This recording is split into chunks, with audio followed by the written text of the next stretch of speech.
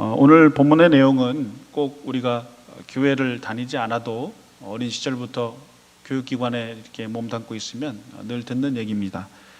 핵심은 뭐냐면 사람을 차별하지 말라라는 내용이죠. 비유가 2절, 3절에 나와 있습니다. 2절, 3절 한번 보십시오. 2절에 보니까 만일 너희 회당에 금 가락지를 끼고 아름다운 옷을 입은 사람이 들어오고, 이제 부자를 얘기하는 거죠. 그리고 또 남루한 옷을 입은 가난한 사람이 들어올 때에 3절 보세요. 너희가 아름다운 옷을 입은 자를 눈여겨보고라고 되어 있습니다. 자, 눈여겨, 자세히 살핀다는 얘기죠. 눈여겨보고 말하되 여기 좋은 자리에 앉으소서라고 말합니다. 그리고 또 가난한 자에게 말하되, 눈여겨보지 않아요. 가난한 자는 그냥 가난한 자에게 말하되 너는 거기 서 있든지 내 발등상 아래에 있든지 마음대로 아무데나 앉아라 라고 얘기를 하고 있는 것입니다. 사람을 차별하는 모습이죠.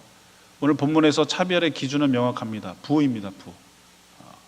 부자에게는 잘해주고 가난한 자에게는 아무렇게나 하는 그런 모습을 얘기하고 있습니다. 세상은 소유를 통해서 나누어지죠. 계층과 서열이 나누어집니다. 많이 가진 사람이 높은 위치에 있고 가난한 사람들이 낮은 위치에 있는 것이 세상입니다. 근데 부유한 자들, 높은 위치에 있는 사람들이 낮은 위치에 있는 사람들을 억압하죠. 이것은 세상 이치입니다. 인간이 범죄한 이후에 계속해서 있던 것이고, 이러한 계층에 대해서 예수님도 이 땅에 오셔서 뒤집거나 그것을 개혁하거나 변혁하려고 하지는 않으셨습니다. 단지 예수 그리스도의 복음이 뿌려진 곳에는 그 계층이 있더라도 서로가 서로를 사랑하는 마음으로, 서로가 서로를 이해하는 마음으로 대하라 정도로 예수님께서 말씀을 주셨습니다. 근데 이러한 세상적인 세속적인 가치관과 행동이 교회 안에, 특별히 회당 안에 너무나 만연해 있었기 때문에 야고보 사도가 이렇게 글을 쓴 것이죠. 말씀을 주신 것입니다. 사람을 차별하지 말라라는 것이죠. 그런데 세상에서도 사람을 차별하지 말라라고 분명히 얘기하죠. 근데 기독교와 이 세상은 전제가 완전히 다릅니다. 왜 사람을 차별하지 말아야 하냐면 본문 1절에 기록이 되어 있습니다. 1절 한번 보십시오.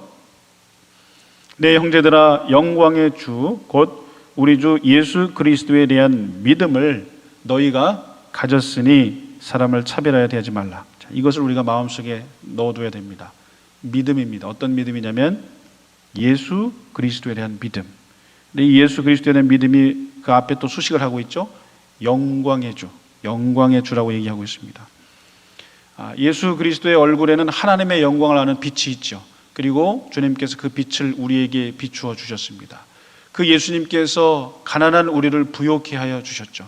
우리가 가난하고 헐벗고 굶주릴 때에 예수님께서 우리를 부욕해 하셨고, 우리의 눈이 멀어서 보이지 않을 때에 주님께서 계시록에 보면 안약을 사서 우리의 눈을 발라주신 것이 바로 예수님이죠.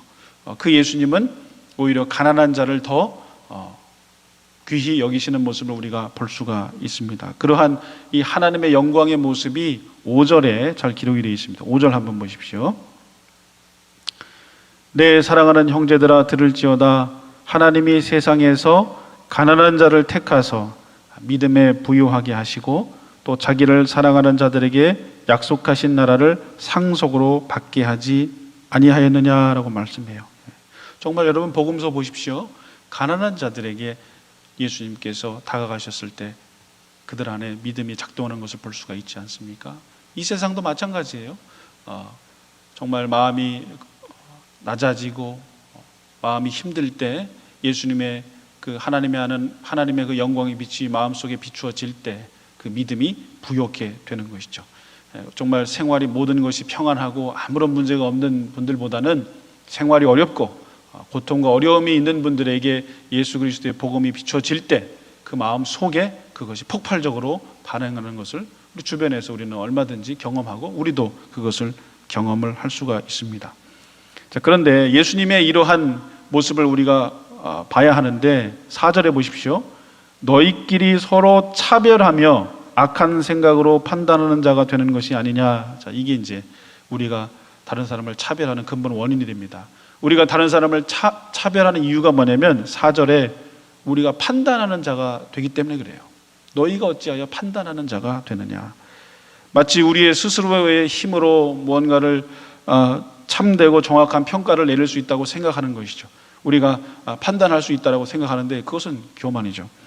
여러분, 로마서 14장에 보면 이런 말씀이 있습니다. 먹는 자는 먹지 않는 자를 업신여기지 말고 먹지 않는 자는 먹는 자를 비판하지 말라. 이는 하나님이 그를 받으셨습니다. 남의 하인을 비판하는 너는 누구냐?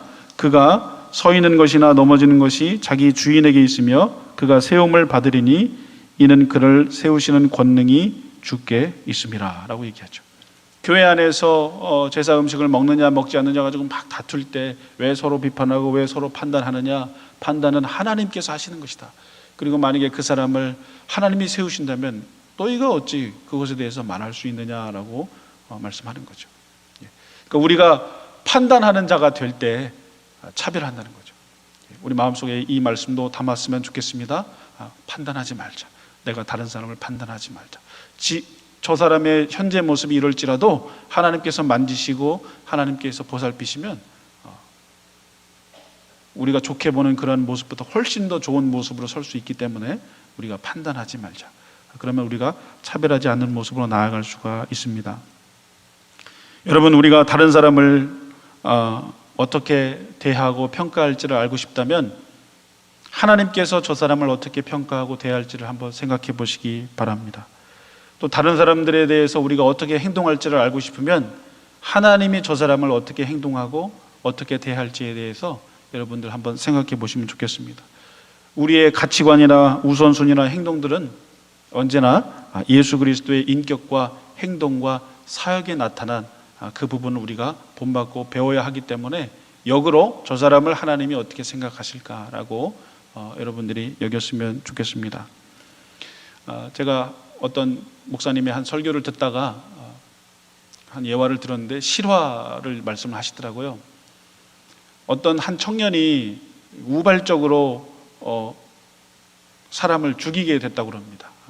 우발적으로 사람을 죽여가지고 너무 정신이 없어서 도망을 친 거죠. 그래서 도망을 쳐서 버스 터미널에 가가지고 그냥 무작정 티켓을 끊어가지고 버스를 타고 내려갔다고 합니다. 그곳이 이제 김제라고 제가 들은 것 같아요. 설교에서 김제. 그래서 내려가서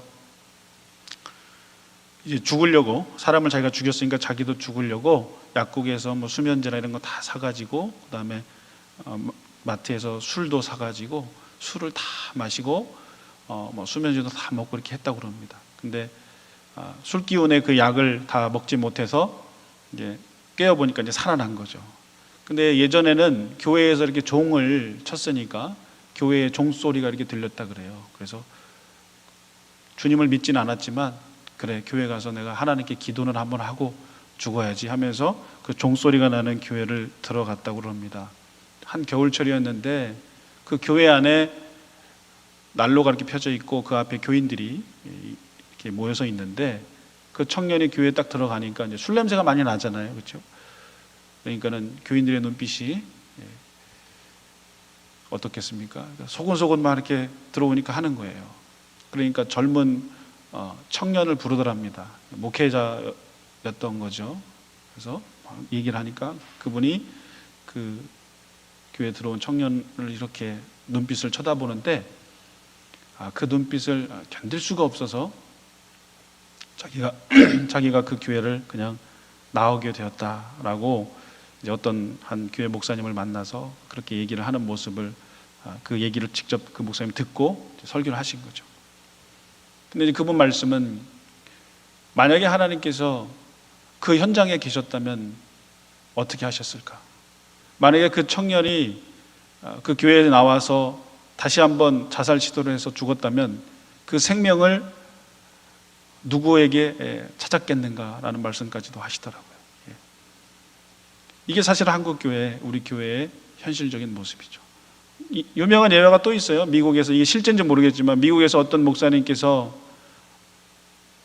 이제 위임을 하기로 돼 있는데 그분이 첫 설교를 준비하는데 밖에서 거지의 옷을 입고 밖에서 사람들에게 이렇게 했다고 합니다. 사람들이 전부 다 그 사람을 다 거부했지만 나중에 그 사람이 뒤에서부터 걸어 나와서 강단에서 설교를 하니까 사람들이 다 놀랐다. 그러면서 우리 교회는 지금 잘못된 신앙생활을 하고 있다라고 선포했다라는 그런 예화들도 있습니다.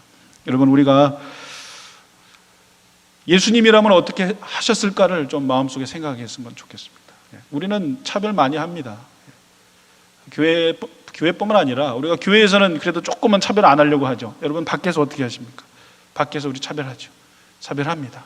가난한 자는 무시하고 조금 있고 갖춘 자는 우대하려고 하는 것이 우리의 모습이고 인간의 본성이에요. 근데 주님께서는 차별하지 말라. 왜 차별하지 말아야 하는가? 영광의 주, 그 예수 그리스도를 믿는 믿음을 가진 너희들은 차별하지 말라. 왜냐하면 내가 너희를 차별하지 않고 너희에게 믿음을 부요케 하지 않았느냐라는 말씀을 주시는 겁니다. 차별하는 것은 죄이다라고 분명히 오늘 말씀에 말씀을 주십니다. 가족 간에도 차별하잖아요. 공부 좀 잘하면 예뻐하고 못하면 싫어하고, 학교에서도 선생님들 얼마나 차별합니까? 공부 좀 잘하면 예뻐하고 못하면 미워하고. 그 선생님들의 눈빛이 또 있지 않습니까? 또 회사에서도 그렇죠. 일 좀 잘하면 좋아하고 못하면 싫어하고.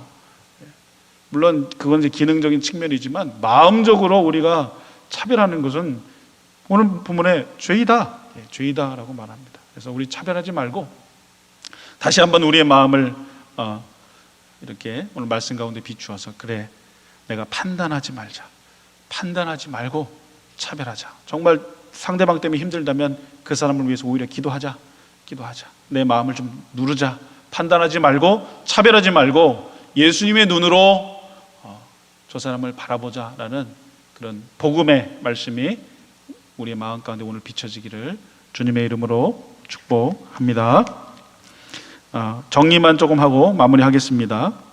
세 가지만 말씀드리면, 예수님의 영광을 여러분 생각하십시오. 예수님의 영광, 예수님의 영광이 우리 가운데 비춰졌고, 그 다음에 두 번째는 우리에게 하나님의 마음을 생각해 보라. 정리하는 겁니다. 예수님의 영광, 그 다음에 하나님의 마음을 생각해 보라. 그 다음에 중요합니다. 마지막은 우리가 예수 그리스도로 말미암아 어떠한 지위를 얻게 됐는지, 하나님의 자녀의 지위를 얻게 됐죠. 가난하고 헐벗고 굶주렸던 우리가 그 예수님에 의해서 하나님의 자녀라는 새로운 지위를 얻게 되었습니다. 그 예수님께서 우리에게 말씀하십니다. 판단하지 말라, 차별하지 말라. 오늘 이 말씀을 기억하는 우리 모두 될 수 있기를 주님의 이름으로 축복합니다.